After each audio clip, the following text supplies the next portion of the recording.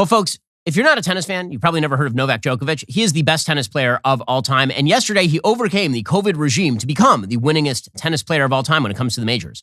I've been a big Novak Djokovic fan for a very long time. I was originally sort of a Roger Federer fan because he's just a beautiful player to watch, tremendous artistry on the court. But if you're talking about the mentally toughest player in the history of sport, Djokovic probably has to be the guy. I mean, the guy's unbelievable. Whenever you watch Federer play, even as a big Federer fan, you always sort of wondered, was he going to pull it out? Like, there was a lot of pressure involved. If he got into a tight situation, you never had faith that he was going to sort of finish the job. With Djokovic, like, you just always think he's going to win. And there's a reason you always think he's going to win, and that is because he is insanely tough. So yesterday, he won the French Open again, and Djokovic knocked out Casper Ruud in straight sets, 7-6, 6-3, and 7-5. Ruud was ranked fourth. Djokovic was unranked for the moment because he hadn't played for a while. The reason he hadn't played is because all the idiots all over the world in the tennis sphere decided not to admit him to their competitions because he was not vaccinated. Now, Novak Djokovic is maybe the healthiest human walking the planet. He's literally the top tennis player ever at this point, which means that he could probably be hit by a train and be fine. And because he did not get a COVID vaccination, they barred him from multiple majors over the course of the last couple of years. So yesterday marked him winning his 23rd major, which makes him the all-time winningest player in terms of majors in tennis history. Here he was winning yesterday.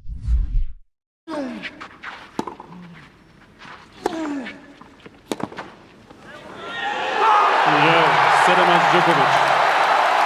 3 manches à 0. 7-6.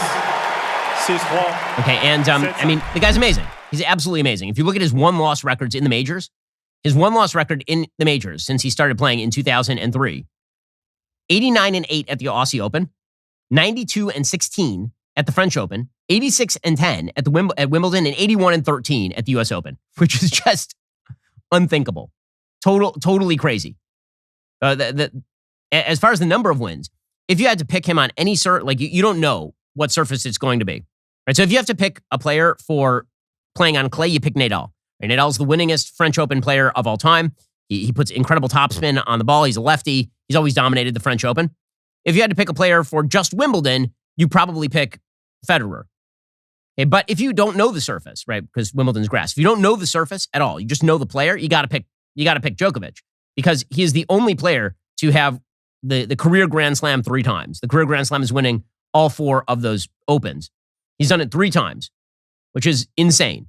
He's won the Aussie Open a grand total of, 4, 5, 6, 7, 8, 9, 10 times. He has won the French 3 times. He has won Wimbledon 7 times, and he has won the U.S. Open 3 times. Okay, he was barred from playing in 2023 at both Wimbledon and the U.S. Open. He couldn't play at either one of those, which is, he would have won both of them probably.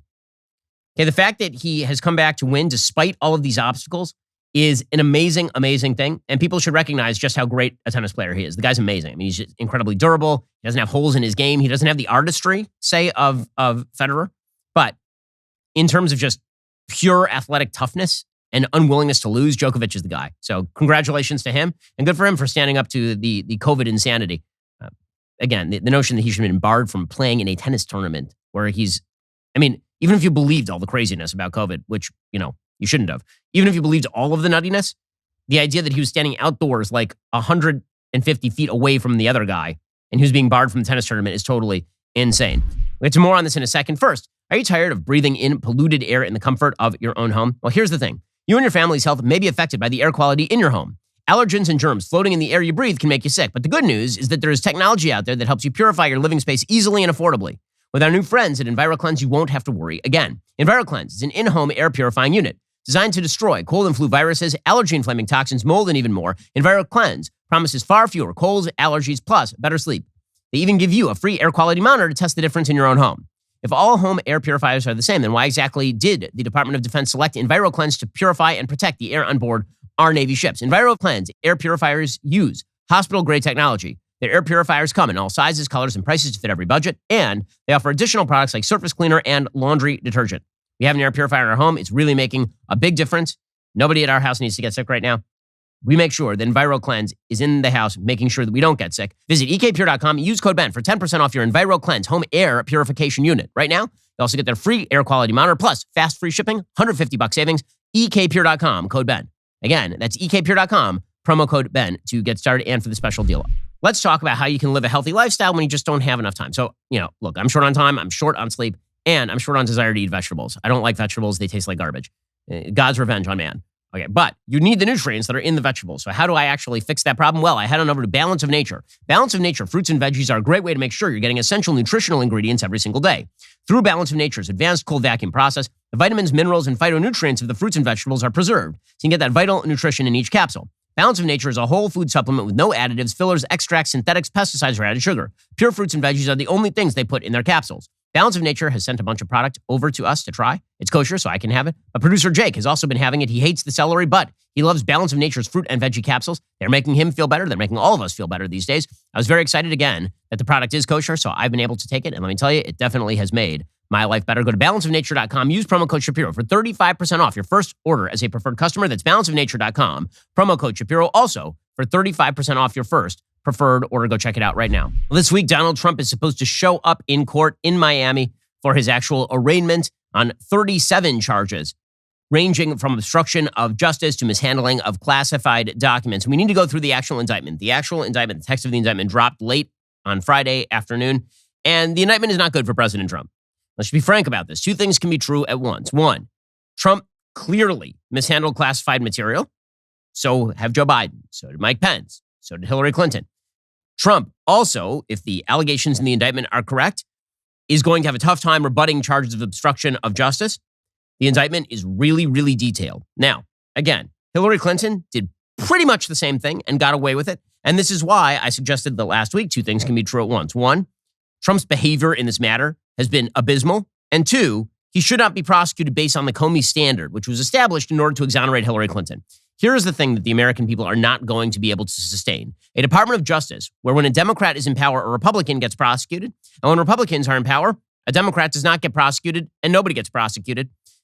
Or alternatively, if the Republican is in power and Democrats get prosecuted and Democrats are in power, Republicans get prosecuted, the stakes are wildly raised for every single election because you now know that if the opposition party is in power, you're in actual danger of going to jail. And this is a really scary thing for the vast majority of Americans. It's banana republic type stuff where Hillary Clinton gets exonerated by James Comey.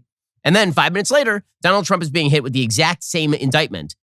But this time he may go to jail for literally decades for pretty much the same activity in which Hillary Clinton engaged. Now, if you're Jack Smith and you're the special counsel who's brought in to investigate this case, that really is not a question for you. Right? A lot of people are upset with Jack Smith for bringing the indictment. This is not Jack Smith. This is on Merrick Garland. It is on Joe Biden. Jack Smith is the special counsel. It is his job to look into whether a crime was committed. And if you look at the indictment, what he thinks he has established, it's very hard to say that he should be not bringing an indictment against Trump. But Merrick Garland is the sitting Attorney General of the United States, and Joe Biden is the sitting President of the United States. And they're the ones who are going to have to decide whether the indictment is actually brought or not. The Attorney General of the United States gets a recommendation from the special counsel, and then it's his DOJ that decides whether to go forward with the case. And that does involve factoring in other questions, like what is the political ramification of prosecuting the former president of the United States and the current frontrunner for the opposition party? Right? That is a question for a political appointee like Merrick Garland. It's not really a question for Jack Smith. So again, many things can be true at once. In order to understand the case itself, because the temptation is going to be on both sides for Democrats to say Trump should go to jail and Hillary shouldn't have gone to jail. There was there was a distinction, a massive distinction. Hillary was clearly innocent. Trump is clearly guilty. Trump should clearly go to jail. That's not true. And the temptation on the right is going to be to say that Trump did nothing wrong here, that everything was perfectly on the up and up, that the indictment itself is a sham. And that's not true either. The things that are true are, one, if you read the indictment and if they prove what is in the indictment, Trump's behavior is egregious and probably violates the criminal law. And two, this case should not be brought specifically because you cannot have the appearance from the DOJ that they will exonerate any Democrat, but they will convict any Republican. You cannot do that. If you do that, then the DOJ loses all legitimacy. At that point, it becomes just a political tool. So we're going to start today by going through the actual indictment. So you know, as people who are following the news, what is actually in the indictment, not the rumors. I'm going to read you the indictment. I'm going to read you large chunks of it so that you actually know what Trump is being charged with and what he allegedly did and what they have evidence of. Now, again, these are all allegations. They're going to have to prove all of this in court beyond a reasonable doubt. Trump has, just like every other criminal defendant, a presumption of innocent until proven guilty. I will say, however, that the indictment in this particular case is significantly more damning than the indictment in the Manhattan DA case, Alvin Bragg's ridiculous case up in New York. That case where Alvin Bragg is trying to claim that Donald Trump violated campaign finance law on the federal level, and therefore it can be laundered into a state law violation that amounts to a felony, even though it's really a misdemeanor in the state of New York. And anyways, it's beyond the statute of limitations. That whole case is ridiculous on its face. That is not the case with this particular indictment. Again, it is perfectly within bounds to say Hillary Clinton did the same thing. There's no reason she shouldn't be in jail. What you cannot say is that Donald Trump did nothing wrong here, because that is not true if the indictment has any level of credibility to it at all. Alrighty, guys, the rest of the show continues right now. You're not going to want to miss it. We'll be getting into some stuff I like and some things that I hate as well. If you're not a member, become a member. Use code Shapiro at checkout for 2 months free on all annual plans. Click that link in the description and join us.